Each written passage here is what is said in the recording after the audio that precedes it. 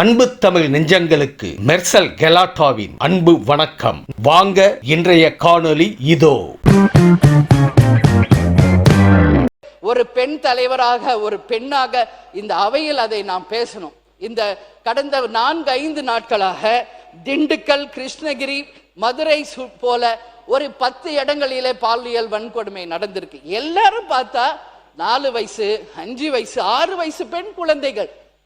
இது எந்த அளவு இது ஒரு கலாச்சார சீர்கழிவு என்பதை மனவேதனையோடு நான் பதிய வைக்கிறேன். இதுக்கு எல்லாமே மாணவர்கள் கொலை, பாலியல் வன்கொடுமை, அத்தனைக்கும் மிக மிக முக்கியமான ரூட் காஸ் என்னன்னா போதை, கஞ்சா போதை, டாஸ்மாக் தான். இது தவிர வேற ஒண்ணும் இல்லை.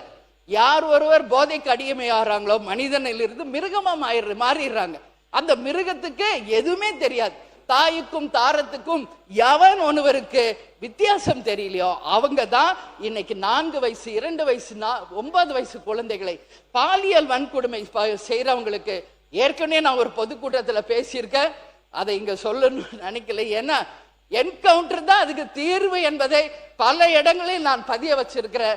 அதனால அது ஒண்ணுதான் தீர்வு. பெண்களாக அத்தனை பேர் இன்னைக்கு கொதிச்சு போயிருக்காங்க. அதுல ஒரே ஒரு உதாரணம் இன்னைக்கு நான் சுட்டி காட்டணும். திண்டுக்கல்ல தன் பேத்தியை தொடர்ந்து பாலியல் வன்கொடுமை செய்த ஒருவரை பல்வேறு வாட்டி அந்த அம்மா எச்சரிச்சும் அந்த ஆள் திருந்தல. அந்த அம்மா இங்க வச்சிருந்த ஒரு அறிவாளி மிக நடுநிலையோடு அவர் சரியான முறையில நடத்தணும்னு நினைக்கிறாரு. பட் டைவர்ஷன் நிறைய இருக்குங்க. அதனால அந்தந்த துறை சார்ந்த அமைச்சர்கள் அந்தந்த துறைக்கு பதில் சொன்னா நல்லா இருக்கும். ஆனா எல்லா துறைக்குமே ஒருத்தர் 2 பேர் தாங்க அமைச்சர்களே பேசுறாங்க. அதனாலதான் இவ்வளவு தூரம் டைவர்ட் ஆகுது. உதாரணத்துக்கு சொல்ல போனா விளையாட்டுத்துறை அமைச்சர் ஆதவ் அர்ஜுன், அவர் விளையாட்டுத்துறையை மட்டும் பேசினா மற்ற அமைச்சர்களுக்கு வாய்ப்பு கிடைக்கும்.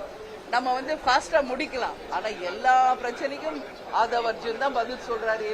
இன்னைக்கு எதை பத்தி சொன்னாலும் அவரே பாதி நேரம் அவரே பேசுறதுனாலதான் சப்ஜெக்டும் டைவர்ட் ஆகுது, டைமும் ரொம்ப வலிக்குது. இதுதான் உண்மை நிலை. இதை நான் அமைச்சர்கிட்டையும் நான் நேரா பாக்குற போது நான் சொல்லுவேன். அதனால இன்னைக்கு மெயினா மின்சாரத்துறை தமிழ்நாட்டுக்கு மிக முக்கியம் மானிய கோரிக்கையில. அந்த வகையில பார்த்தா என் தொகுதியில இன்னைக்கு NLC-ல இருந்து மின்சாரம் தயாரிக்கிறோம். ஆனா விருதாச்சலம் தொகுதியில மக்களுக்கே மின்சாரம் கிடைக்கிறது இல்ல, விவசாயிகளுக்கு அதுல மின்சாரம் கிடைக்கிறது இல்ல. அதனால உடனடியாக நிச்சயமாக அந்த NLC-ல இருந்து வருகின்ற அந்த மின்சாரம் தொகுதி மக்களுக்கும் விவசாயத்திற்கும் நிச்சயம் கிடைக்கணும்ன்றது என்னுடைய கோரிக்கை. அது மட்டும் இல்ல, இன்னைக்கு மின்சார பற்றாக்குறை இருக்கு. இன்னொரு பக்கம் பார்த்தா மின் கட்டண உயர்வு ஒரு பக்கம். முதலமைச்சர் தன்னுடைய முதல் கையெழுத்திலேயே 200 யூனிட் ஃப்ரீன்னு சொன்னாரு. ஆனா சொன்னாரே ஒழிய இன்னைக்கு வரைக்கும் மின்சார கட்டணம் உயர்ந்துட்டு தான் போயிட்டு இருக்கு. இன்னொரு பக்கம் மின்சார வெட்டு. சோ இதெல்லாம் சரி செய்து மீண்டும் மின்மிகை மாநிலமாக தமிழ்நாடு கொண்டு வர வேண்டியது மின்சாரத்துறை அமைச்சரின் கடமை, முதலமைச்சரின் கடமை என்பதை இந்த நேரத்தில் நான் சொல்கிறேன். அது மட்டும் இல்லை, இன்னைக்கு பார்த்தோம்னா இளைஞர்களுக்கு யாருக்கும் வேலையே இல்லை.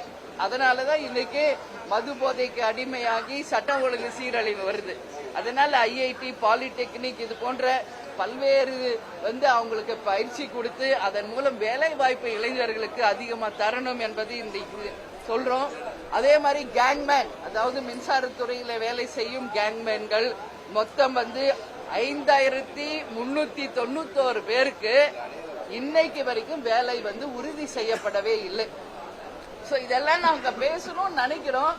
பட் வாய்ப்பு கிடைக்க மாட்டேங்குது. ஏன்னா வேற வேற டைவர்ஷன் நிறைய இருக்கு. சோ கேங்மேன் அப்படிங்கிறவங்க எவ்வளவு நாள் ஆர்ப்பாட்டம் போராட்டம் பண்றாங்க. அவங்களுடைய கோரிக்கையை இன்னைக்கு சபையில் பேசுவதற்கு டைம் கிடைக்கலைங்க. அதனால பிரஸ் கிட்ட நான் பேச வேண்டிய ஒரு சிச்சுவேஷன். அதனால அந்த கேங்மேனுக்கு 5391 பேருக்கு அரசு உடனடியாக வேலை வாய்ப்பை கொடுக்க வேண்டும் என்று கேட்டுக்கொள்கிறேன். அதே மாதிரி அப்ரெண்டிஸ் அப்படின்னு சொல்லுவோம், அவங்களுக்குமே 2000 பேர் 3000 பேருக்கு வேலையே இல்லைங்க இன்னைக்கு வரைக்கும். அவங்க எல்லாம் என்ன படிச்சிருக்காங்க தெரியுங்களா? BE படிச்சிருக்காங்க, கிராஜுவேட் பண்ணிருக்காங்க. ஆனா இன்னைக்கு வரைக்கும் அவங்க காத்திருப்பு பட்டியல தான் இருக்காங்களே ஒழிய அவங்களுக்கான வேலை வாய்ப்பு உறுதி செய்யப்படவில்லை. இதெல்லாம் அரசு கவனத்தில் கொண்டு முதலில் இளைஞர்களுக்கு வேலை வாய்ப்பு தரணும். இளைஞர்களால தான் நாங்கெல்லாம் இளைஞர்கள் என்று சொல்லும் இந்த அரசு இளைஞர்களுக்கு வேலை வாய்ப்புக்கு முன்னுரிமை கொடுக்க வேண்டும் என்பதை இந்த நேரத்தில் சொல்றேன்.